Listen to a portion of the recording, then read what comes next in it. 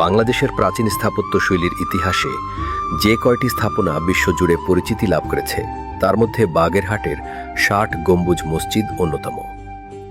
এটি কেবল একটি ইবাদতখানা নয়, বরং সুলতানি আমলের স্থাপত্য ও প্রশাসনিক দক্ষতার এক জীবন্ত দলিল। ১৯৮৫ সালে ইউনেস্কো একে বিশ্ব ঐতিহ্য ওয়ার্ল্ড হেরিটেজ সাইট হিসেবে স্বীকৃতি প্রদান করে। ১৫ শতাব্দীতে ইসলাম প্রচারক ও সুফি সাধক খান জাহান আলী বাগেরহাটে খলিফাতাবাদ শহর গড়ে তোলেন। ১৪৪০ থেকে ১৪৫৯ সালের মধ্যবর্তী সময়ে তিনি এই বিশাল মসজিদটি নির্মাণ করেন। সেই সময় সুন্দরবন সংলগ্ন এই অঞ্চলে জনবসতি গড়ে তোলা এবং প্রশাসনিক কাজ পরিচালনা করার জন্য এই মসজিদটি ছিল প্রধান কেন্দ্র।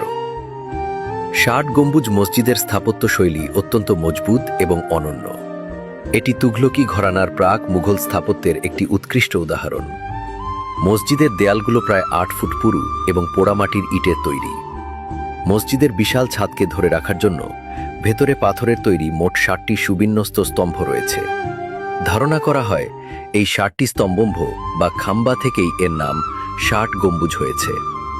মসজিদে আলো বাতাস চলাচলের জন্য ২৫টি দরজা রয়েছে। এর পশ্চিম দিকের দেয়ালে ১১টি চমৎকার কারুকার্য খচিত মিহরাব রয়েছে। খান জাহান আলীর আমলে এটি কেবল নামাজ পড়ার জন্য ব্যবহৃত হতো না, মসজিদের বিশাল আয়তন এবং গঠন নির্দেশ করে যে এখানে ধর্মীয় শিক্ষার পাশাপাশি সামাজিক গুরুত্বপূর্ণ সিদ্ধান্তগুলো নেওয়া হতো। বর্তমানে বাংলাদেশ প্রত্নতত্ত্ব অধিদপ্তর এটি রক্ষণাবেক্ষণ করে।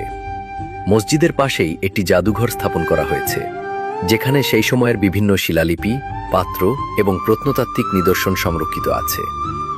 মসজিদের সামনে থাকা বিশাল ঘোড়া দিঘি পর্যটকদের মুগ্ধ করে। প্রতি বছর দেশি বিদেশি অসংখ্য পর্যটক এই ঐতিহাসিক নিদর্শন দেখতে ভিড় করেন।